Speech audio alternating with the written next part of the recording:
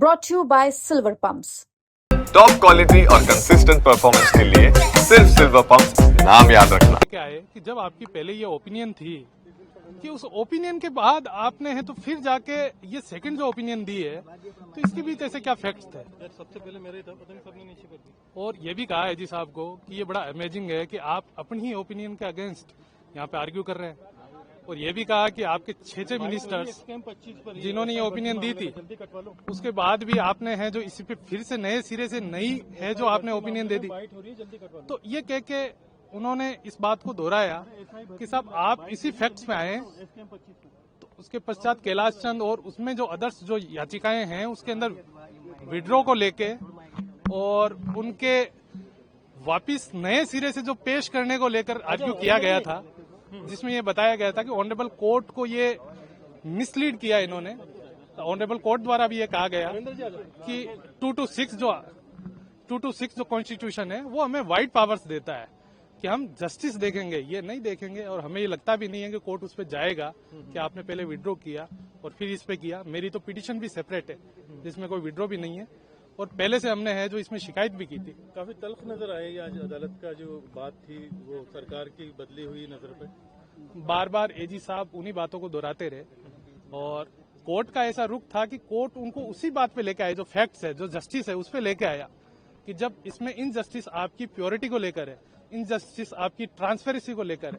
लेकिन उसके पश्चात जब उन्होंने बहुत लंबा आर्ग्यू कर लिया, बहुत से जजमेंट्स रखे, तो कोर्ट ने उसको कंटिन्यू करने के लिए अब कल फिर से है जो रखा है। कितने बजे बुलाया कल? एजी साहब ने आर्ग्यू किया स्टेट की ओर से और उन्हीं बातों को दोहराया जो पहले डबल साहब आर्ग्यू कर चुके थे कि इसकी मेंटेलिटी क्या है, एंटरटेनमेंट क्या है।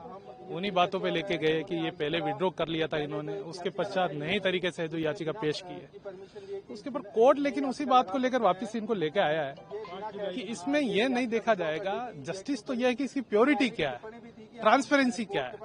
और कोर्ट इस बात को लेकर कोर्ट ने एक टिप्पणी भी की है जी साहब पे कि मुझे ये बड़ा आश्चर्य हो रहा है कि जो आप ओपिनियन पहले दे चुके हैं उसके अगेंस्ट ही यहाँ पे आर्ग्यू कर रहे हैं।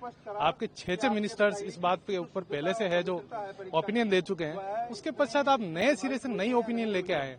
तो बात तो केवल ये है कि क्या आपकी ट्रांसपेरेंसी थी या नहीं थी, इस पे आप लेके आए, जिसपे एजी साहब ने कुछ लंबी आर्ग्यू की और कुछ जजमेंट्स रखे, जिसके पश्चात कोर्ट ने इसको कल कंटिन्यू किया है और कल इसको रेगुलरली सुना। कोर्ट ने क्या कहा? कोर्ट ने कहा था कि मुख्यमंत्री पहले जो रिपोर्ट है उनको दबा के क्यों बैठ गए, पूरी नोटशीट्स न्यायालय के सामने पेश क्यों नहीं हो रही है। जब से एसओजी ने भर्ती करने की अभिशंसा करी उसके बाद आज तक सारी नोटशीट्स हमारे सामने क्यों पेश नहीं हो रही है। महाधिवक्ता की तरफ से जो भी राय पिछली राय दी गई थी उस पर भी कोर्ट ने कहा कि आपके द्वारा ही भर्ती रद्द करने की राय दी गई थी। एजी साहब ने मेनली टेक्निकल पॉइंट्स पे आर्ग्यू करा कि यह कि ये पहले आ गए और ये पहले भी इन्होंने याचिका लगाई थी। न्यायालय की टिप्पणी थी कि इसमें हम सब्सटेंशियल जस्टिस करेंगे, जो पीड़ित पक्ष है उसको जरूर न्याय देंगे।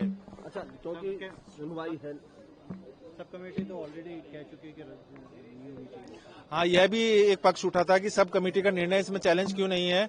कोर्ट ने कह दिया कि कोर्ट के पास वाइड पावर है और इनकी जो प्रेयर है, प्रार्थना है, पहले से स्पष्ट है और उसमें हम कुछ भी जो भी होगा इसमें ही निर्णय होगा जो भी होगा। सारे पक्ष हैं उनको सुन लिया या अभी और सुनने बाकी? देखिए, अभी सर सुनवाई चलेगी 7-8 दिन, ये अभी कहना जल्दबाजी होगी, कल ही निर्णय हो जाएगा। उसके बाद फैसला सुरक्षित भी रखा जा सकता है। मामला लंबा चौड़ा है, इसमें फैक्ट्स भी बहुत ज्यादा है, कानून भी लिखा जाएगा, तो ये मुझे जहां तक लगता है इसमें फैसला सुरक्षित ही रखा जाएगा।